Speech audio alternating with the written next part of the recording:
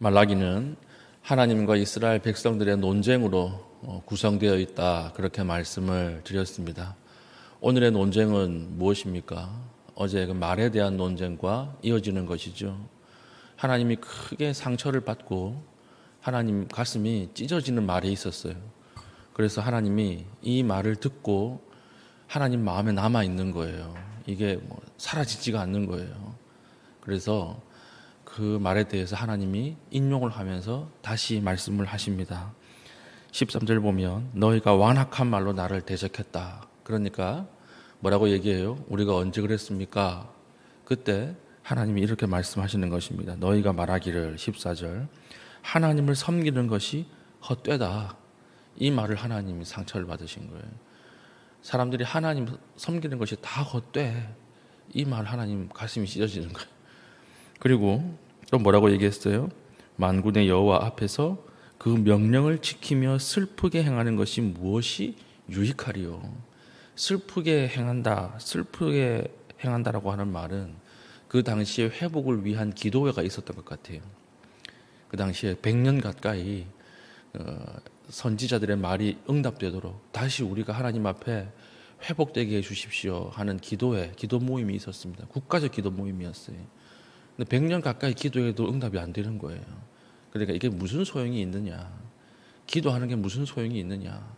그렇죠. 우리가 가뭄이 들어서 비를 내리게 해달라고 기도를 하는데 이게 50일, 100일 비가 계속 안 온다. 그러면 사람들이 어떻게 해요? 기도하는 게 의미가 있나? 이렇게 얘기할 거 아니에요. 그 이야기를 하나님 가슴에 담아두고 계셨다라고 하는 것입니다. 그리고 또 뭐라고 얘기했어요? 만군의 여호와 앞에서 무엇이 유익하리요? 15절 보면 지금 우리는 교만한 자가 복되다 하며 악을 행하는 자가 번성하며 하나님을 시험하는 자가 화를 면한다 한다 함이라. 지금 이 땅에는 교만한 자가 훨씬 더 잘 산다는 거예요. 악을 행하는 자가 훨씬 더 잘 산다.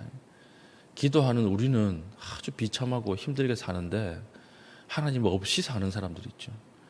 이스라엘 백성인데도 아주 빠르게 국제 정세에 맞춰서 사는 사람들, 이 사람들은 아주 잘 산다. 그러니까 무슨 소용이 있느냐? 기도하는 게 무슨 소용이 있고 신앙이 무슨 소용이 있느냐? 다 필요 없다. 이 이야기를 하나님이 직접 들으시고 인용하시는 거예요. 그 하나님 마음이 굉장히 무너지는 것입니다. 우리도 그럴 수 있지 않습니까? 5년, 10년 기도하는데 기도가 응답이 안 돼요. 그럼 하나님께 실망하는 거예요. 우리 이 국가를 위해서 아주 독립운동하는 사람들의 후손들은 폐지를 죽고 살고, 친일했던 사람들의 후손은 떵떵거리면서 살고, 계속 그 부와 그 명예를 유지하면서 살고, 그걸 보면 여러분 어떻습니까? 하나님 계신가? 이런 생각이 들지 않습니까? 세금, 돈 많은 사람들은 어떻게든 세금을 이렇게 피해가지고 그래가지고 막 부를 축적하는데 세금을 열심히 내는 우리는 계속 가난해지는 거예요. 그 화가 나죠. 예전에 우리나라 복지 정책을 이렇게 만드는 분이랑 같이 식사를 한 적이 있는데 그분이 그 얘기를 하더라고요. 한 20년 전이에요. 우리나라 복지 정책은 굉장히 문제가 많습니다. 우리나라 복지에 대한 그 돈들의 상당한 수는 부자들이 가지고 간대요. 왜 그러냐면 정보가 있으니까요. 이렇게 하면 돈을 받을 수 있고 이렇게 하면 혜택을 받을 수 있고 그러니까 다 부자들이 가지고 간대요. 그러니까 임대 아파트 이런 데 부자들이 다 사가지고 그 임대 아파트 앞에는 다 이렇게 외제차들이 대져 있잖아요. 전화하면 안 받고 그러지 않습니까? 그런 거 보면 열심히 사는 게 무슨 의미가 있는가 그런 생각이 들지. 11조 열심히 하는 나는 가난하게 사는데 11조 하지 않는 저 사람은 계속 이렇게 잘 사는 거예요. 보면 헌금하는 게 무슨 의미가 있는가 이런 생각이 드는 것입니다. 그에 대해서 하나님 오늘 뭐라고 답변을 하시는가 하는 거예요. 하나님 뭐라고 말씀하십니까? 하나님 딱 한마디 하시는 것입니다.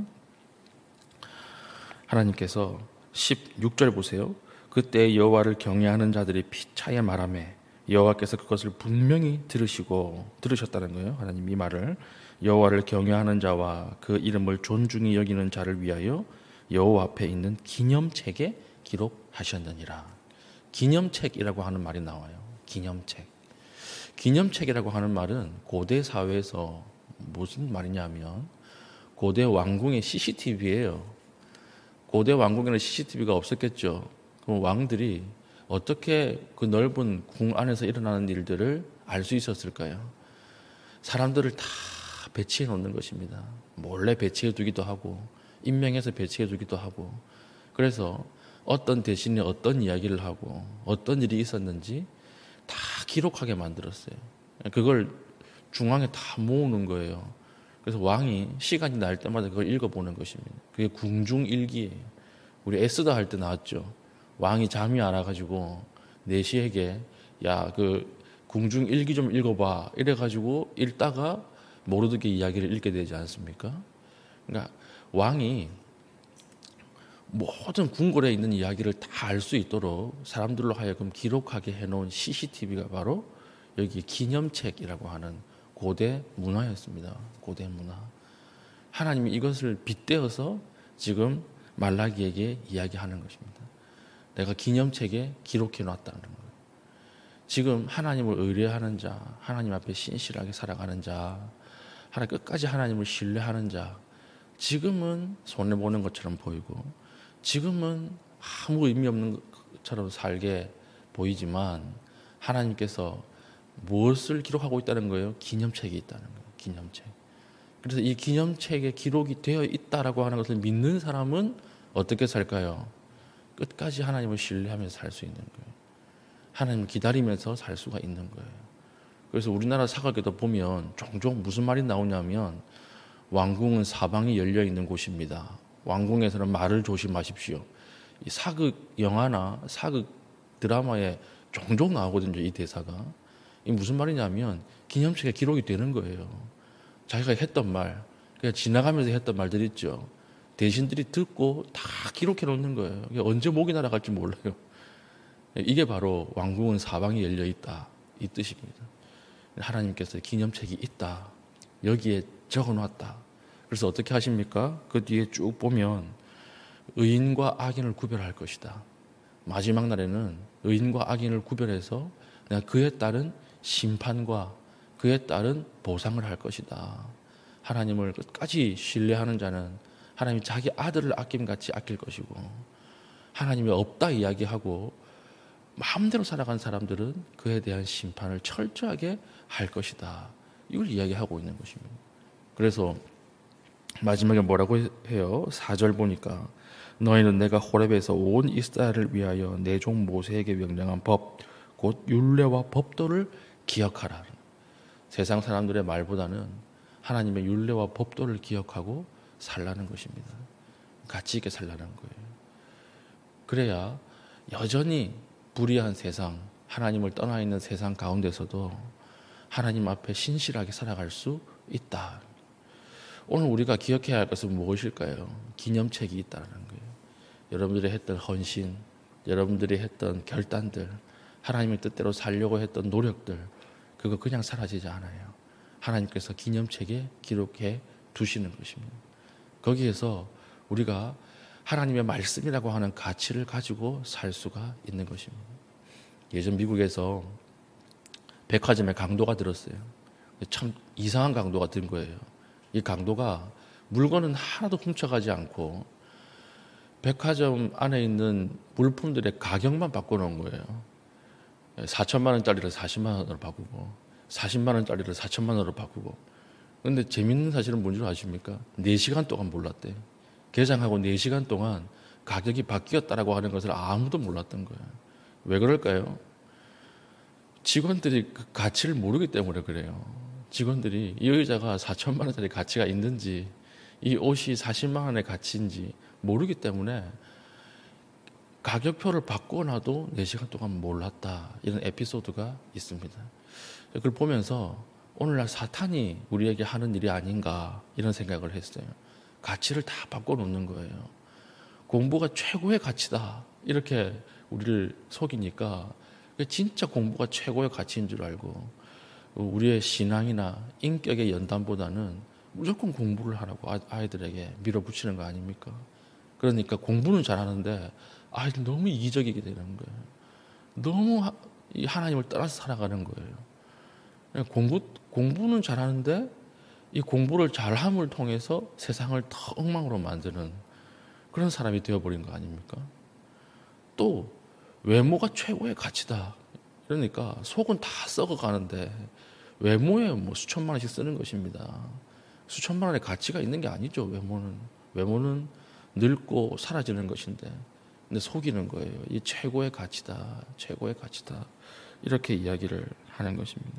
1,000원짜리를 1억 주고 사게 만드는 것이지.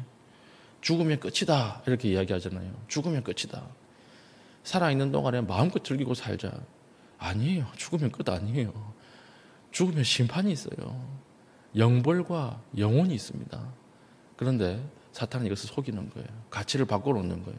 죽으면 끝이다. 현생의 삶이 훨씬 가치가 있는 것이다. 마음대로 살자. 이렇게 속이는 것입니다. 여기에 속아서 넘어가면 큰일 나는 거죠. 이런 우리들에게 하나님께서 오늘 주시는 말씀이 무엇입니까? 기념책이 있다는 거예요. 기념책. 다 보고 다 기록되어 있는 기념책이 있다. 그리고 하나님께서 마지막 날에 이것들을 다 펼쳐봐서 보상하시고 심판하시고 회복시키게 될 것이다.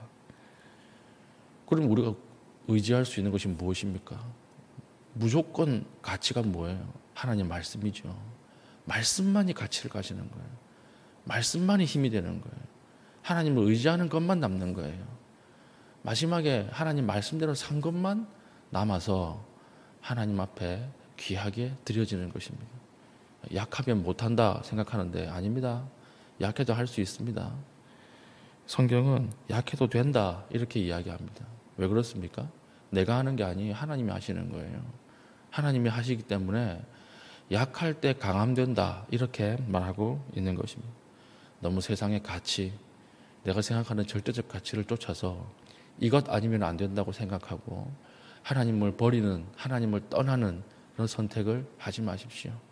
하나님께서는 모든 것을 기억하시고 모든 것을 기록하셔서 마지막 날에 이 책이 펼쳐지는 날이 있을 것입니다. 그래서 오늘 주님께서 주시는 처방, 내가 모세에게 줬던 그 율례와 법도를 기억하라. 오늘 우리도 이 하나님 말씀을 기억해서 오늘 하루 하나님의 뜻대로 살아갈 수 있는 기념책의 존재를 인식하고 살아갈 수 있는 귀한 주의 종 될 수 있기를 예수님의 이름으로 축복합니다. 아멘. 기도하겠습니다. 기도할 때 오늘 말씀을 가지고 기도합니다. 하나님, 현세적 복을 탐하지 않게 하여 주시고 아무 유익이 없는 것들을 향해서 달려가지 않게 하시고 오로지 하나님의 기념책이 있음을 깨닫게 하여 주셔서 하나님의 말씀을 선택하고 하나님의 뜻대로 살아갈 수 있는 귀한 하루 되게 해달라고 기도하신 이후에 개인적인 기도의 제목을 가지고 기도하시고 자유롭게 돌아가시겠습니다.